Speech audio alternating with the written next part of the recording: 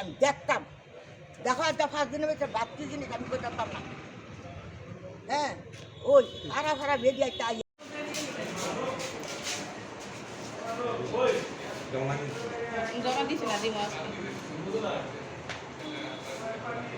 কেন আইছেন থানাতে আজকে?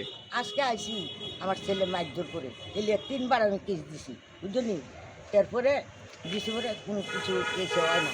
কেসটা তুলালা মানুষ যা থানার টাকা তুলালা, তার বন্ধু বান্ধবটা কেসটা তুলালা। তারপরে আবার তুই আমার মারধর করে।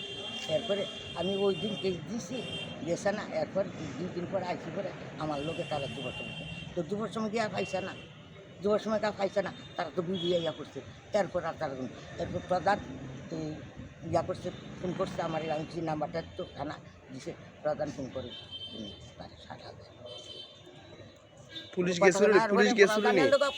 তারা কুটে ফাটাই দিছে। আপনারা পুলিশ গেছিল নি আপনার বাড়িতে? গেছে একদিন। তারপর আর আপনার ছেলে আপনারা আর কিছু কইছে নি? ওই তো কইলাম না, প্রভাবিত করি আবার ডেলি সমস্ত প্রভাবিত করে। আর বউটার মুখটা তো আরো খারাপ, বুঝলি? ওই বউটা আর নাতিটার শিখাই দিয়া এই বোন এমনি মুখ ধরেছে তারা হও মুখ আপনার মুখে।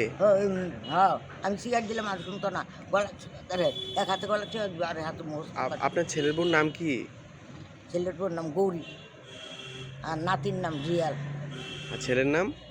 ছেলের নাম কাগজপত্রের তপন আর এমনি ডাক নাম শিবু। শিবু কইলে আপনার কানায় না বাড়ি যায়। কোনখানে আপনাদের বাড়ি? আমরা বাড়ি চামড়া বাজারে খুবই। এখন কি চান? এখন আমি চাই, আমি মুখ্যমন্ত্রীর কাছে আমি চাই যে আমি শক্ত বিচার, আইনের বিচার আমি শক্ত চাই। হ্যাঁ, যাতে এইটার বিচার হয়। আমি 1 বার 2 বার 3 বার এলিয়ে 4 বার আমি কত সহ্য করতাম, কত আমার একটা জীবন, আমার একটা জীবন নেই। এই বয়সে আমার কি সহ্য হয়? আমি ভারী সহ্য করতাম। আপনার নাম কি? আমার নাম কর্ণবালা দেবনাথ। আমার স্বামী মরার পরে আমার লোক এই শুরু করে, স্বামী তো এই ইতানের দল আমার স্বামী মরছে। আপনার স্বামীর নাম কি? স্বামীর নাম নিত্যানন্দ দেবনাথ।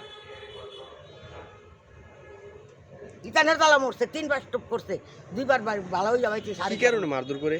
হ্যাঁ, কি কারণে কিরে মারধর করে? ওই জায়গা সম্পদ লইয়া, বাগান আছে, বাগানের লইয়া সম্পদ, সকল সম্পদ হয়েছে। দেখো নাল সম্পদ আছে মনে করো ওখানে 10 কানি, এরপর মোড়ার জায়গা আছে 20 কানি, এরপর বাগান আছে 8 কানি। বাগানটা আমার। এখন আজকে কি লেগাইছেন থানাতে? আমি আইছি, আমি সত্য বিচার চাই, আমি কি তার বিচার উঠবে।